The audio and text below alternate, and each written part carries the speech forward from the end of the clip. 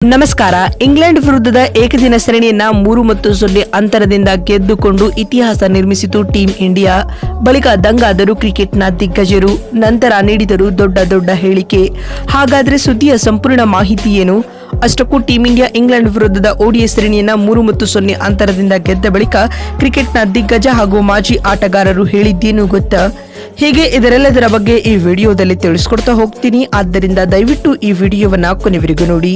ಹೌದು, ಭಾರತ ಮತ್ತು ಇಂಗ್ಲೆಂಡ್ ನಡುವಿನ 3 ಪಂದ್ಯಗಳ ಏಕದಿನ ಸರಣಿಯನ್ನ ಟೀಂ ಇಂಡಿಯಾವು 3-0 ಅಂತರದಿಂದ ಗೆದ್ದುಕೊಂಡಿದೆ.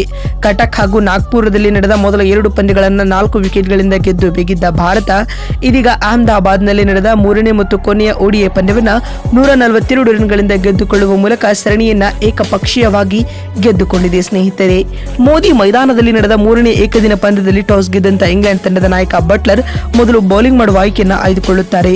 ಅದರಂತೆ ಮೊದಲು ಬ್ಯಾಟಿಂಗ್ ಮಾಡಿದ ಟೀಂ ಇಂಡಿಯಾವು ಶುಭ್ಮನ್ ಗಿಲ್ ಅವರ ಸ್ಫೋಟಕ ಶತಕ ಹಾಗೂ ವಿರಾಟ್ ಕೊಹ್ಲಿ ಮತ್ತು ಶ್ರೇಯಸ್ ಅಯ್ಯರ್ ಅವರ ಆಕರ್ಷಕ ಅರ್ಧಶತಕಗಳ ನೆರವಿನಿಂದಾಗಿ ನಿಗದಿತ 50 ಓವರ್ಗಳಲ್ಲಿ 356 ರನ್ ಕಲೆ ಹಾಕಿ ಆಲ್ಔಟ್ ಆಗಿತ್ತು. ಸ್ನೇಹಿತರೆ, ಮತ್ತು ಅತ್ತ ಇಂಗ್ಲೆಂಡ್ ತಂಡದ ಪರ ಬೌಲಿಂಗ್ ನಲ್ಲಿ ಆದಿಲ್ ರಶೀದ್ 4 ವಿಕೆಟ್ಗಳನ್ನ ಕಿತ್ತು ಮಿಂಚಿದರು. ಸ್ನೇಹಿತರೆ, ಈ ಗುರಿಯನ್ನ ಬೆನ್ನಟ್ಟಿದಂತ ಇಂಗ್ಲೆಂಡ್ ತಂಡವು 34.2 ಓವರ್ಗಳಲ್ಲಿ ಬರೀ 214 ರನ್ ಕಲೆ ಹಾಕಿ ಸರ್ವಪತನ ಕಂಡಿತು. ಸ್ನೇಹಿತರೆ, ತಂಡದ ಪರ ಲೋವರ್ ಆರ್ಡರ್ ಬ್ಯಾಟ್ಸ್ಮನ್ ಆಗಿರುವ ಗಸ್ ಅಟ್ಕಿನ್ಸನ್ 38 ರನ್ ಬಾರಿಸಿ ಟಾಪ್ ಸ್ಕೋರರ್ ಎನಿಸಿಕೊಂಡರೆ, ಟೀಂ ಇಂಡಿಯಾ ತಂಡದ ಪರ ಅಕ್ಷರ್ ಪಟೇಲ್, ಹರ್ಷಿತ್ ರಾಣಾ, ಅರ್ಶದೀಪ್ ಸಿಂಗ್ ಮತ್ತು ಹಾರ್ದಿಕ್ ಪಾಂಡ್ಯ ತಲಾ 2 ವಿಕೆಟ್ ಪಡೆದುಕೊಂಡಿದ್ದಾರೆ. ಇದರೊಂದಿಗೆ ಟೀಂ ಇಂಡಿಯಾವು 3ನೇ ಏಕದಿನ ಪಂದ್ಯವನ್ನ 142 ರನ್ಗಳಿಂದ ಗೆದ್ದುಕೊಳ್ಳುವುದರ ಜೊತೆಗೆ ಸರಣಿಯನ್ನ 3-0 ಅಂತರದಿಂದ ಏಕಪಕ್ಷೀಯವಾಗಿ ಗೆದ್ದುಕೊಂಡಿದೆ. ಸ್ನೇಹಿತರೆ, ಈ ಮುಖ್ಯವಾಗಿ 14 ವರ್ಷಗಳ ನಂತರ ಇಂಗ್ಲೆಂಡ್ ವಿರುದ್ಧ ಏಕದಿನ ಸರಣಿಯನ್ನ ಕ್ಲೀನ್ ಸ್ವೀಪ್ ಮಾಡಿದ ಸಾಧನೆಯನ್ನ ಟೀಂ ಇಂಡಿಯಾ ಮಾಡಿದೆ ಬಂಧುಗಳೇ.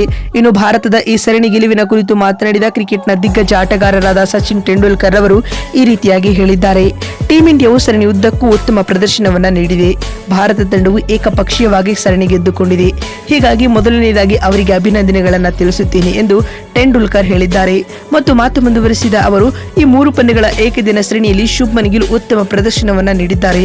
ಮೊದಲ 2 ಪಂದ್ಯಗಳಲ್ಲಿ ಹಾಫ್ ಸೆಂಚುರಿ ಬಾರಿಸಿದರೆ ಇದೀಗ ನಿರ್ಣಾಯಕ ಪಂದ್ಯದಲ್ಲಿ ಸೆಂಚುರಿ ಬಾರಿಸುವ ಮೂಲಕ ಚಾಂಪಿಯನ್ಸ್ ಟ್ರೋಫಿಗೂ ಮುನ್ನವೇ ಗಿಲ್ ಫಾರ್ಮ್ಗೆ ಮರಳಿದ್ದಾರೆ. ಇದು ನನಗೆ ವೈಯಕ್ತಿಕವಾಗಿ ಖುಷಿ ತಂದುಕೊಟ್ಟಿತು ಎಂದು ತೆಂಡೂಲ್ಕರ್ ಹೇಳಿದ್ದಾರೆ. ಸ್ನೇಹಿತರೆ, ಮತ್ತು ಮಾತು ಮುಂದುವರೆಸಿದ ಅವರು, ಟೀಂ ಇಂಡಿಯಾದ ಇಂದಿನ ಆಟವು ನನಗೆ ಖುಷಿ ತಂದುಕೊಟ್ಟಿದೆ ಎಂದು ಹೇಳಿದ್ದಾರೆ.